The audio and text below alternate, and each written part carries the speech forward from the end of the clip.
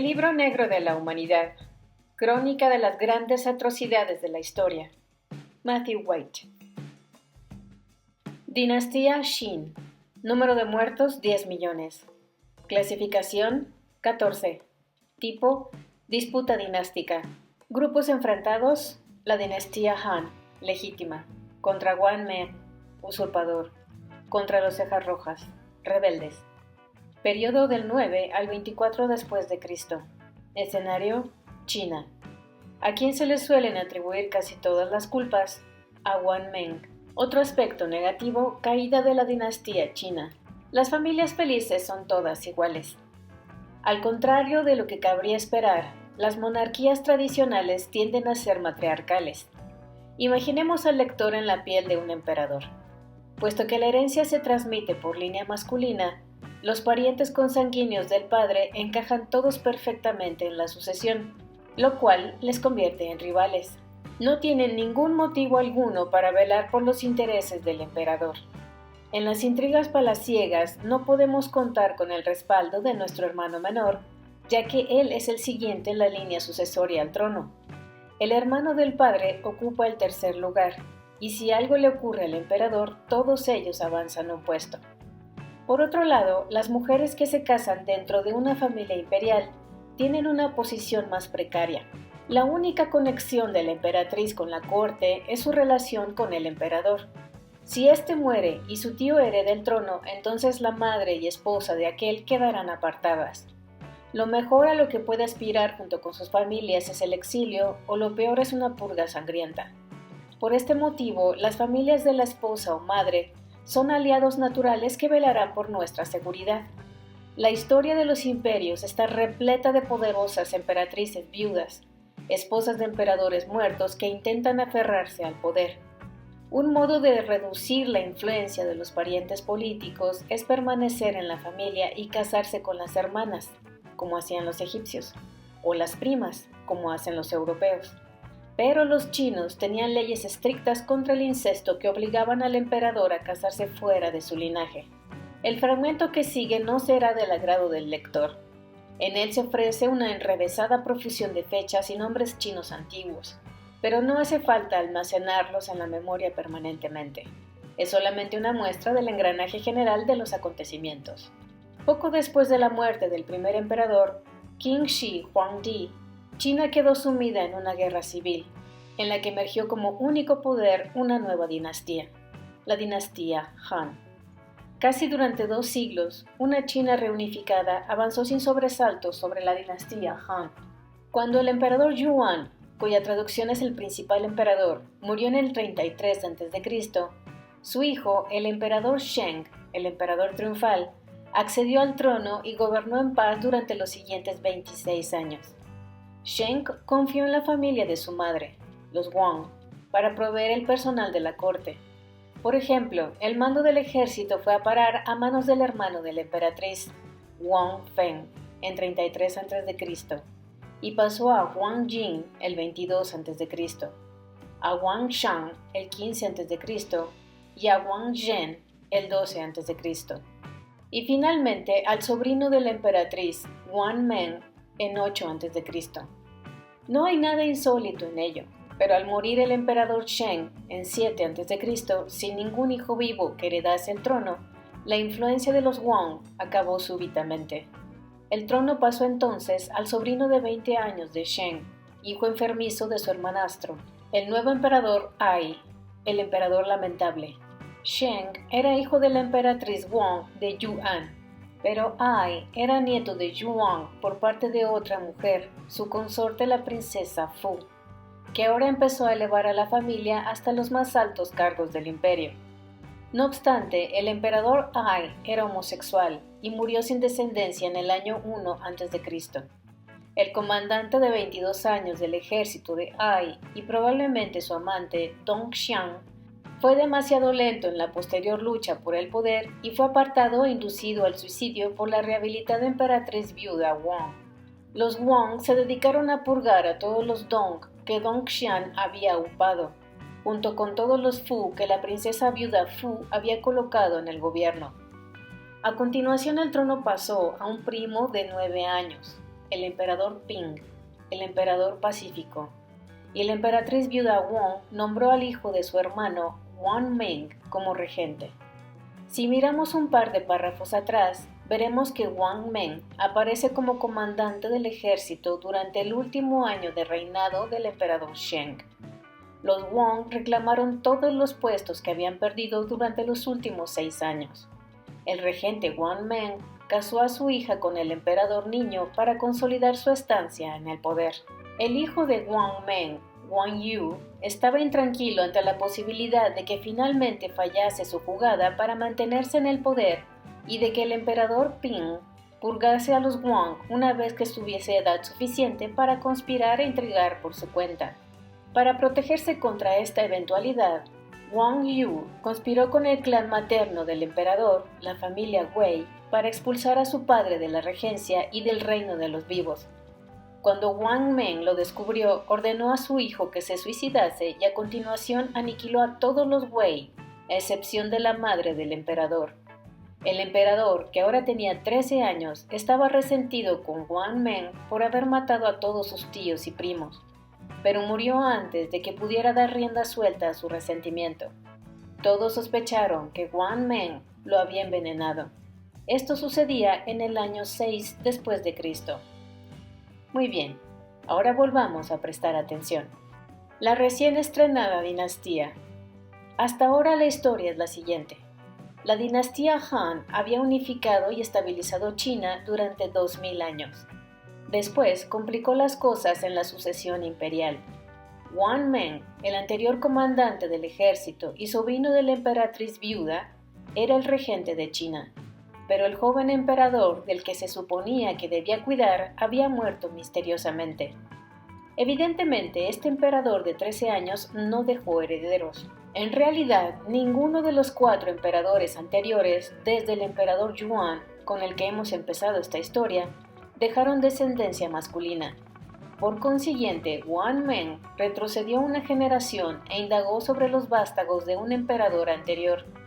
Escogió a dedo al más joven que pudo encontrar y lo convirtió en el nuevo emperador, un príncipe de 1 año de edad, Ruzi, que se traduce por infante. Wang Meng continuaría siendo regente hasta que el nuevo príncipe alcanzara la mayoría de edad, cosa que no parecía muy probable en manos de aquellas personas. En el año 9 después de Cristo, Wang Meng se cansó de esperar a que el emperador niño fuese lo suficientemente mayor para poder matarlo, y mandó a Ruzi a un temprano retiro. No se trata de ningún eufemismo. Ruzi sobrevivió otros 16 años en una cómoda finca. Wang Meng se proclamó primer emperador de una nueva dinastía llamada muy apropiadamente Dinastía Qin, la nueva dinastía. Por muy brutal que suene esta historia, otros pocos años de apuñalamientos por la espalda de la dinastía Han mataron como mucho a 100 de personas. Esto por sí solo no se gana un puesto en mi lista. El problema es que esto distrajo a la familia imperial, que no se ocupó de atender su negocio de gobernar el imperio, hecho que socavó la legitimidad de la corte. China había acabado con 3 emperadores niños en 16 años y ahora estaba en manos de un usurpador. Wang Meng era un estricto fundamentalista confuciano, hasta el punto de ejecutar a 3 de sus hijos, a un sobrino y a un nieto por quebrantar varias leyes. Y dedicó un tiempo exagerado en su reinado a restaurar los ritos y procedimientos perdidos de los antiguos. Aseguró haber descubierto muy oportunamente un manuscrito perdido de Confucio que apoyaba todas aquellas reformas. Tradicionalista como era, recuperó las viejas formas de pago en metálico. Palas, cuchillos y conchas complementaron el sistema monetario por primera vez en siglos. Acabó acuñando tal variedad de tipos de moneda que nadie podía adquirir la familiaridad necesaria para distinguir falsificaciones. Por lo tanto, la gente no confiaba en el dinero puesto en circulación. La economía empezó a cojear hasta que se paró. Siendo él mismo un usurpador, Wang Meng sabía de primera mano que los emperadores no podían confiar en sus ministros, por lo que mantuvo tensas las riendas con sus subordinados. Al negarse a delegar importantes pero tediosas tareas, el trabajo nunca se realizaba.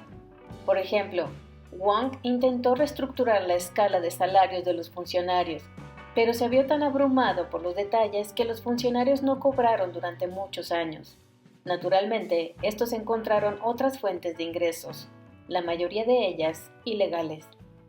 Como otros muchos idealistas a lo largo de la historia, Wang quiso restaurar los buenos tiempos del pasado ya perdidos, cuando así lo imaginaba él. Las grandes familias de ciudadanos libres de las pequeñas granjas constituían la columna vertebral de la sociedad. Con este objetivo, Wang intentó fragmentar las grandes propiedades de la nobleza. Estableció un máximo de extensión de tierra que podía poseer una familia y a continuación adjudicó el excedente a sus vecinos. Esto no le granjeó amigos. Mandato del cielo. La filosofía política tradicional china deposita gran confianza en el mandato del cielo. De acuerdo con esta teoría, el cielo favorecerá a un emperador justo, concediéndole paz y prosperidad. Pero si el gobernante no resulta favorecido con paz y prosperidad, entonces sin duda el cielo lo considera odioso. Entonces es totalmente legítimo, incluso un deber sagrado, derrocar a un emperador no favorecido. El cielo no tardó en mostrar su descontento con Wang Meng. El río Amarillo o Huanghe es sin duda el accidente geográfico más mortífero conocido por el hombre. Como centro de comercio e irrigación, el río mantiene viva a China, pero demasiado a menudo el río, obstruido por el limo, se atasca e inunda sus márgenes perforando un nuevo camino hacia el mar a través de la llanura adyacente y de cualquier desventurada población o centro urbano que se interponga en su camino. Varias inundaciones del río Amarillo tienen la distinción de ser los únicos desastres naturales de la historia que han matado a más de 1 millón de personas, incluyendo las consiguientes hambrunas y enfermedades. En la inundación de 1332-1333 murieron 7 millones, en la de 1887 de 900.000 a 2 millones y en la de 1931 de 1 a 4 millones. Con el gobierno chino enfrascado en las intrigas palaciegas, los ingenieros civiles se retrasaron en la reparación de los sistemas de irrigación que eran vitales para la vida de China, entre ellos los diques que mantenían el río Amarillo dentro de su cauce. En el año 4 después de Cristo, el río Amarillo se desbordó de su lecho, propagando inundaciones y hambrunas. En 11 después de Cristo volvió a desbordarse. La dinastía Qin de Wang Meng podía haber sobrevivido de no ser por estos desórdenes. Cuando la ira divina empezó a manifestarse, se difundió la profecía de que la dinastía Han volvería a ser restaurada y accedería al poder. No tardaron en surgir sociedades secretas. La rebelión de los cejas rojas. En 17 después de Cristo, una nueva facción de rebeldes inició una vida de bandolerismo en las provincias del curso bajo del río Amarillo que habían quedado terriblemente asoladas por las inundaciones. Los rebeldes, denominados los cejas rojas por las rayas de pintura roja de guerra con la que se embadurnaban la frente, derrotaron a todos los ejércitos que la dinastía Qin lanzaba contra ellos. Finalmente, para aplastar a los insurrectos, Wang Meng envió una fuerza descomunal, que se apuntó a algunos éxitos e infligió represalias a los simpatizantes de los rebeldes hasta que los cejas rojas destruyeron al ejército Qin en Shengshan en 23 después de Cristo.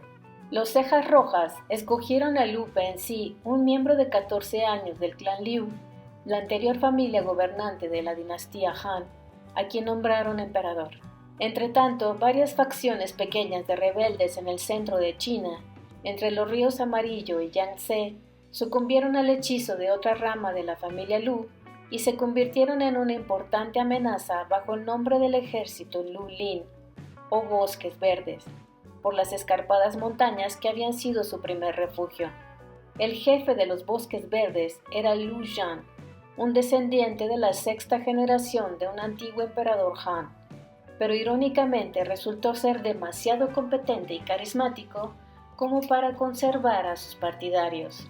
Los otros líderes de los Bosques Verdes preferían un insignificante fantoche al que pudieran manipular, así que se confabularon, conspiraron y elevaron en su lugar al tercer primo de Lu Yan al rango de emperador proclamado. Wang Meng envió otro gigantesco ejército de casi 500.000 hombres, aunque probablemente no fuera tan grande, para acabar con las fuerzas de los bosques verdes, cuyo número no alcanzaba los 10.000, aunque probablemente tampoco esto fuera cierto. En junio de 23 después de Cristo, mientras el ejército Shin asediaba la guarnición de los bosques verdes en la ciudad de Gunjiang, Lu Xiu, hermano pequeño del anterior líder Lu Yan, reunió nuevas tropas rebeldes en el campo y avanzó con el objetivo de levantar el sitio. El comandante Shin subestimó la fuerza de los rebeldes que se le aproximaban y arrogantemente lanzó una fuerza insignificante para acabar con ellos. Cuando los rebeldes bosques verdes derrotaron a aquella pequeña unidad, los soldados Shin huyeron hacia el grueso del ejército difundiendo el pánico y el pesimismo. A continuación, las fuerzas de los bosques verdes que se encontraban en el interior de Gunjiang atacaron frente a las puertas de la ciudad, mientras que las fuerzas rebeldes del exterior completaron su victoria. Una repentina tormenta y una súbita crecida se sumaron a la confusión. El ejército Shin huyó y fue masacrado en su retirada. Tras perder 2 grandes ejércitos en un solo año, Wang Meng estaba condenado. En la carrera por alcanzar la capital de Xi'an en la actualidad, el ejército de los bosques verdes llegó antes que los cejas rojas. Por lo tanto, su candidato Lu Xian se convirtió en el líder de la restaurada dinastía Han. Xi'an cayó ante una encarnizada defensa cuerpo a cuerpo. El palacio fue incendiado y Wang Meng decapitado y cortado en pedazos para que todo el mundo pudiera tener un recuerdo. Los nuevos Han. Antes de que Lu Xuan tuviera ocasión de instalarse y disfrutar de su condición de emperador, las conspiraciones empezaron a cernirse a su alrededor. El anterior emperador infante, Ruzi, fue arrancado de su retiro por un par de nobles menores, pero su intento de hacerse con el poder fracasó. Fueron todos ejecutados. Por si acaso, Xuan enseguida encontró una excusa para hacer ejecutar también a su rival anterior, Lu Yan. Entonces varios generales conspiraron para secuestrar a Xuan. También ellos fueron descubiertos y la mayoría fue ejecutada. Pero uno de los supervivientes consiguió expulsar a Xuan fuera de la ciudad de Xi'an. Este reagrupó a sus generales leales y volvió a tomar la ciudad. Poco después de recuperar su trono, llegaron los cejas rojas y tomaron Xi'an para instalar a su propio emperador, Lu Pensi. Los cejas rojas capturaron al emperador Lu Xuan, pero se limitaron a degradarlo a la pequeña nobleza y lo mandaron a criar caballos para que no fomentase el resentimiento. No obstante, la gente no tardó en hablar con añoranza de los días en los que gobernaba Xuan, por lo que éste acabó confinado en una mazmorra y estrangulado. El hermano de Lu Yan, Lu Xiu, estaba ausente combatiendo en la frontera. Desde la ejecución de su hermano 2 años antes bajo falsas acusaciones, Lu Xiu, un hombre de legendaria prudencia, se había mantenido discretamente al margen, pero con Xuan fuera de combate, se autoproclamó emperador en el 25 después de Cristo y lanzó su ejército contra los cejas rojas.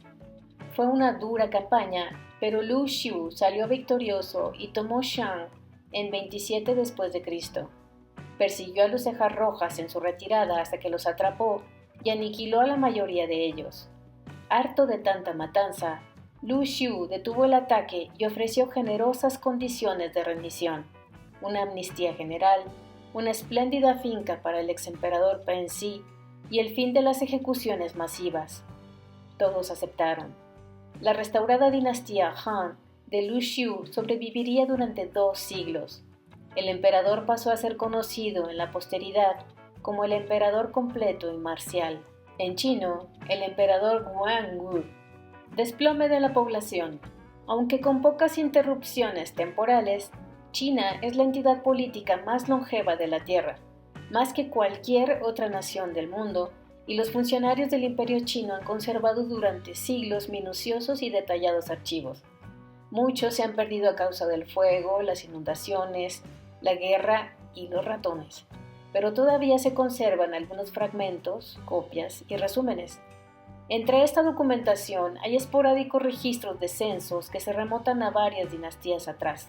Sorprendentemente, los resúmenes del censo del año 2 después de Cristo están prácticamente intactos y arrojan las cifras más antiguas y fiables de población de cualquier ciudad en la historia. Es verdad que hay algunas discrepancias en los datos, pero la mayoría de los académicos acepta que la población de China en el año 2 después de Cristo rondaba los 57.671.400 habitantes. Después de esto, los registros del censo muestran que China tuvo serios problemas. La población descendió hasta los 21 millones en 57 después de Cristo. Rebotó hasta los 34 millones en 75 después de Cristo y luego consiguió alcanzar los 43 millones en 88 después de Cristo. Ya sé que son demasiadas cifras acumuladas inesperadamente en una frase, pero la conclusión es que China parece haber perdido casi 37 millones de habitantes en medio siglo de guerra, inundaciones y hambruna, y el cómputo al final del siglo era de casi 13 millones menos.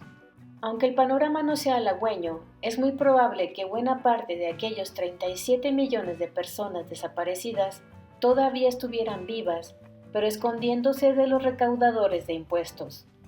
Las reducidas cifras del censo de 57 millones probablemente muestran la incapacidad del gobierno de encontrar a las personas en China después de un periodo de descontento general, más que un puro recuento de víctimas mortales.